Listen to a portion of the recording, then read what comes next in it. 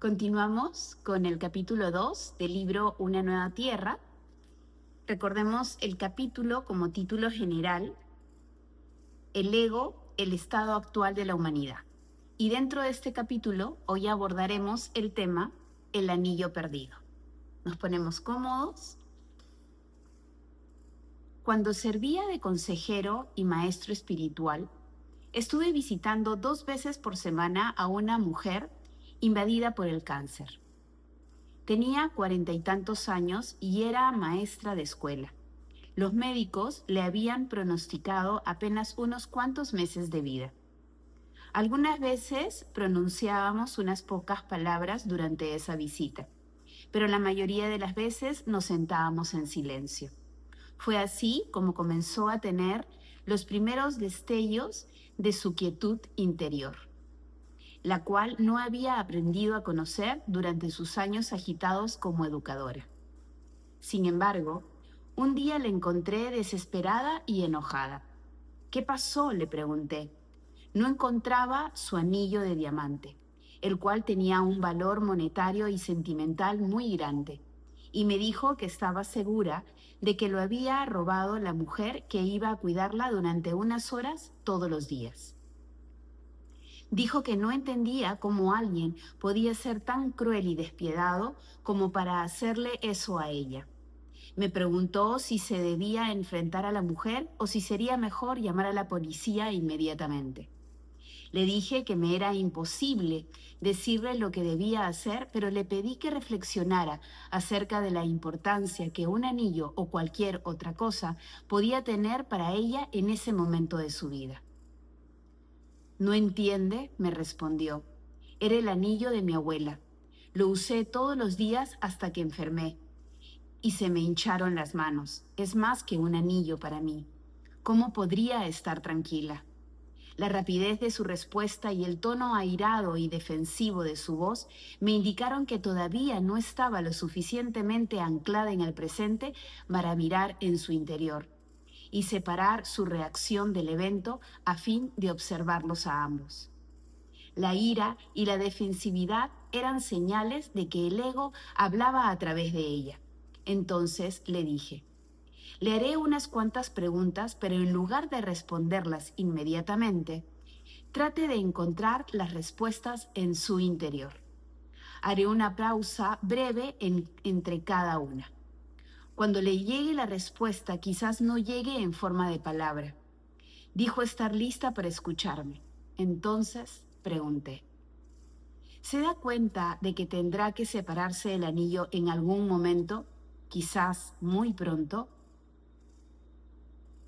¿Cuánto tiempo más necesita para desprenderse de él? ¿Perderá algo como persona cuando se desprenda de él? ¿Acaso ese ser que es usted se ha disminuido a causa de la pérdida? Hubo unos minutos de silencio después de la última pregunta. Cuando comenzó a hablar nuevamente sonreía y parecía sentirse en paz. Con la última pregunta caí en cuenta de algo importante. Primero busqué una respuesta en mi mente y lo que oí fue, por supuesto, que te sientes disminuida. Entonces me hice la pregunta nuevamente. ¿Acaso esa que soy yo se ha disminuido? Pero tratando de sentir en lugar de pensar la respuesta. Tratar de sentir en lugar de pensar la respuesta. Y entonces sentí lo que soy. No había sentido eso antes. Sí, logro sentir lo que soy tan fuertemente, entonces esa que soy yo no se ha disminuido para nada. Todavía lo siento, es una sensación de paz, pero muy vívida. Esa es la alegría del ser, le dije. La única manera de sentirla es saliendo de la mente. El ser se debe sentir, no se debe de pensar. El ego lo desconoce porque está hecho de pensamiento. El ego no reconoce ni conoce al ser. El anillo estaba realmente en su mente en forma de pensamiento. el cual usted confundió con el sentido de lo que es ella. Pensó que esa que usted es o una parte suya estaba en el anillo, como si su valía, lo que ella representa y significa, estaba en el anillo. Todo aquello que el ego persigue y a lo cual se apega son sustitutos del ser que el ego no puede sentir. Usted puede valorar y cuidar las cosas, pero si siente apego es porque es cosa del ego. Lo repito. Usted puede valorar y cuidar las cosas, pero si siente apego a esas cosas, es cosa del ego. El ser no reconoce ni conoce el apego, así como el ego ni conoce ni reconoce el ser. Y realmente no nos apegamos nunca a las cosas, sino al pensamiento que incluye las nociones del yo, mío o mí. ¿Entendemos? En realidad, el apego proviene de la noción o el significado que le pone al ego, que le pone el ego a las cosas. Siempre que aceptamos totalmente una pérdida, trascendemos el ego y entonces emerge lo que somos, ese yo soy, que es la conciencia misma. Entonces ella dijo, ahora comprendo algo que dijo Jesús y a lo cual nunca le había encontrado mucho sentido.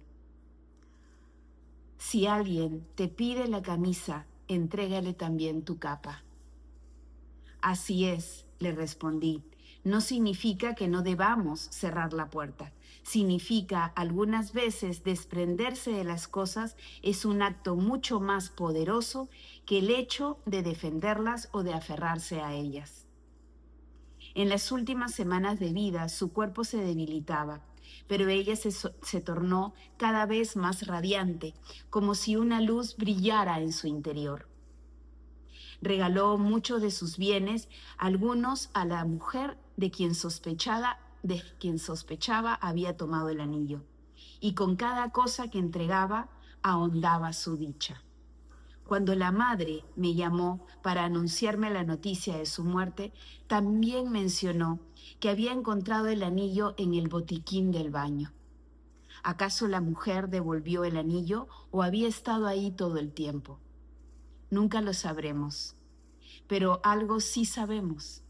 La vida nos pone en el camino las experiencias que más necesitamos para la evolución de nuestra conciencia. ¿Cómo saber si esta es la experiencia que usted necesita? Porque es la experiencia que está viviendo en ese momento. Todas las experiencias las necesitamos. No hay que dudar de ninguna de ellas, si era necesario o no vivir esa experiencia.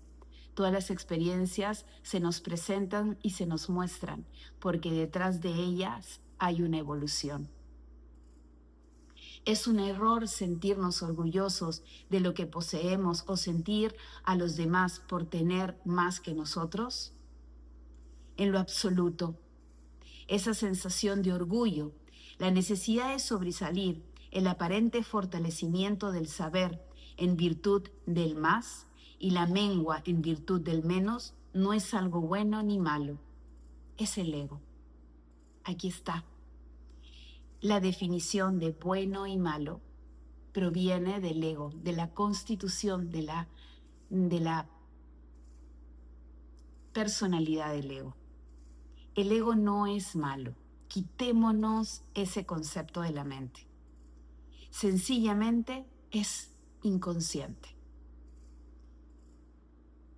Cuando nos damos a la tarea de observar el ego, comenzamos a trascenderlo. No conviene tomar al ego muy en serio.